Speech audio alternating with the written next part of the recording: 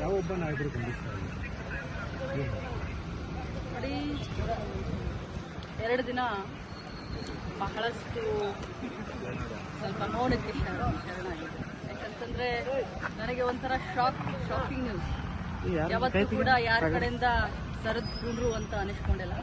ಯಾಕಂದ್ರೆ ಅನ್ಯಾಯದ ವಿರುದ್ಧ ಹೋರಾಟ ಮಾಡಿಕೊಂಡೆ ಇಲ್ಲಿವರೆಗೆ ಬಂದಿದ್ದೀನಿ. ನನ್ನ ಕರಿಯರ್ ಏನು ರೆಡ್ ಕಾರ್ಪೆಟ್ ಏನಿಲ್ಲ. 26 ವರ್ಷ ಸಂಘರ್ಷ ಮಾಡಿ ಈ ಮಟ್ಟಕ್ಕೆ ಬಂದಿದ್ದೀನಿ. ಆದರೆ ಬಿಜೆಪಿಯ ಎಲ್ಲ ನಾಯಕರನ್ನ ನೋಡಿದ್ರೆ ನನಗೆ ನಿಜವಾಗ್ಲೂ ಒಂದು ಕಡೆ ಅವ್ರ ಬಗ್ಗೆ ಮರುಕುಟ್ಟುತ್ತೆ. ಇನ್ನೊಮ್ಮೆ ಹೇಳಬೇಕು ಅಂದರೆ ನಾಚಿಕೆ ಆಗುತ್ತೆ. ಯಾಕಂತಂದರೆ ಯಡಿಯೂರಪ್ಪಾಜಿಯವರ ಮಗ ವಿಜಯ್ ಅಂತ, ಆರ್ ಅಶೋಕ್ ಅವರು, ನಮ್ಮ ಸಮಾಜದ ಹಿರಿಯ ಮುಖಂಡರಾದಂಥ ಯತ್ನಾಳ್ ಅವರು, ಬೆಲ್ಲದವರು, ಇವರು ಎಲ್ಲರೂ ಒಬ್ಬ ಮಹಿಳೆಯನ್ನ ಅಸಹ್ಯ ಮಾಡಿದಂಥ ವ್ಯಕ್ತಿಗೆ ಇವತ್ತು ಸಪೋರ್ಟ್ ಮಾಡೋದನ್ನ ನೋಡಿದ್ರೆ ಒಮ್ಮೆ ಮರಗು ಬರುತ್ತೆ. ರಾಜಕಾರಣಕ್ಕೋಸ್ಕರ, ತಮ್ಮ ಪಕ್ಷಕ್ಕೋಸ್ಕರ ಬಾಯಿ ತೆಗೆದ್ರೆ ರಾಮ ರಾಮ ರಾಮ ಅಂತ ಹೇಳುವಂತ ಬಿಜೆಪಿಗೆ ನಾಚಿಕೆ ಆಗಬೇಕು. ಹೇಳಿದ್ದು ಅವರು, ಅನಿಸ್ಕೊಂಡವಳು ನಾನು.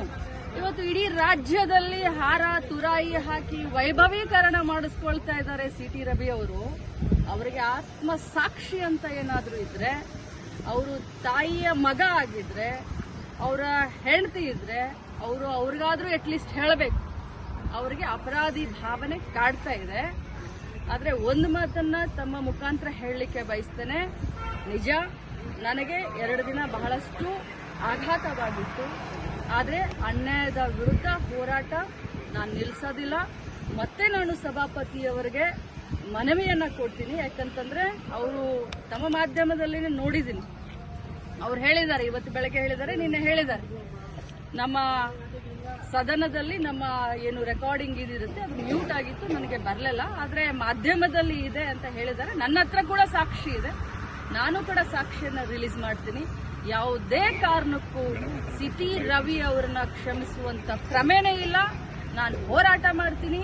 ಇಡೀ ಮಹಿಳಾ ಕುಲಕ್ಕೆ ಏನು ಅವರು ಇವತ್ತು ಅನ್ಯಾಯ ಮಾಡಿದ್ದಾರೆ, ಈ ಪದವನ್ನ ಬಳಸಿದ್ದಾರೆ, ಅವರಿಗೆ ಶಿಕ್ಷೆ ಆಗುವವರೆಗೂ ಈ ಲಕ್ಷ್ಮೀ ಹೆಬ್ಬಾಳ್ಕರ್ ಸುಮ್ಮನೆ ಕೂರೋದಿಲ್ಲ ಅಂತ ಹೇಳಲಿಕ್ಕೆ ಬಯಸ್ತೇನೆ. ಸಭಾಪತಿಯವರಿಗೆ ಮನವಿ ಮಾಡ್ತೀನಿ, ಮಾನ್ಯ ಮುಖ್ಯಮಂತ್ರಿಗಳಿಗೆ ಮನವಿ ಮಾಡ್ತೀನಿ. ಏನು ಪೊಲೀಸ್ ತನಿಖೆ ಆಗಬೇಕು ಆದಷ್ಟು ಬೇಗ ಆಗಬೇಕು. FSL ರಿಪೋರ್ಟ್ ಬರಬೇಕು. ಅವ್ರು ಏನೇನು ಇವತ್ತು ಇಡೀ ರಾಜ್ಯದ ಎದುರುಗಡೆ ಇವತ್ತು ಸಿ.ಟಿ. ರವಿ ಅವರು ಒಂದು ದೇವರ ಅನ್ನುವಂತ ಏನೊಂದು ಪೋರ್ಟ್ರೇಟ್ ಮಾಡ್ತಾ ಇದ್ದಾರೆ ಬಿಜೆಪಿ ಅವರು, ಅದು ಅವರ ಮುಖವಾಡ, ಗೋಮುಖ ವ್ಯಾಘ್ರಗಳು ಇವರೆಲ್ಲ. ಒಬ್ಬ ಮಹಿಳೆಯನ್ನ ಒಂದು ಸದನದಲ್ಲಿ ಈ ಮಟ್ಟಕ್ಕೆ ಮಾತಾಡಿದ್ರೆ ಅದನ್ನ ಅವರ ಬೆನ್ನಿಗೆ ನಿಂತ್ಕೊಳ್ತಾರೆ, ಪ್ರಶಂಸೆ ಮಾಡ್ತಾರೆ.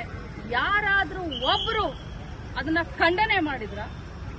ಒಬ್ರು ಯಾರಾದ್ರೂ ಅದನ್ನ ಕ್ಷಮೆ ಕೇಳಿದ್ರ? ಉಲ್ಟಾ ಚೋರ್ ಕೊತ್ವಾಲ್ ಕೋ ಡಾಟೆ ಅಂತ ಹೇಳೋ ಹಾಗೆ ಊರೂರಿಗೆ ನಿಲ್ಸಿ ಇವ್ರು ಮೆರವಣಿಗೆ ಮಾಡ್ಕೊಳ್ತಾರ? ಏನಾಗಿದೆ ಅವ್ರಿಗೆ ಗಾಯ? ಎಷ್ಟಾಗಿದೆ ಗಾಯ? ಎಷ್ಟು ಹೊಲಿಗೆ ಬಿದ್ದಿದಾವೆ ಅವ್ರಿಗೆ? ಪಟ್ಟಿ ಸುತ್ಕೊಳ್ತಾರ? ಏನು ಬೇರೆಯವ್ರ ಕಣ್ಣಿಗೆ ಪಟ್ಟಿ ಕಟ್ಟದೇನಂತ ತಿಳ್ಕೊಂಡಿದ್ದೀರಾ ನೀವು? ಸಿ.ಟಿ. ರವಿ ಅವರೇ, ನೀವು ನನಗೆ ಆ ಪದವನ್ನ ಬಳಸಿದ್ದೀರಾ, ಅದರಿಂದ ಇವತ್ತು ನನ್ನ ಮನ ನೊಂದಿದೆ. ಆದ್ರೆ ಇಂಥ 100 ಸಿ.ಟಿ. ರವಿಯನ್ನ ಎದುರಿಸ್ತೀನಿ.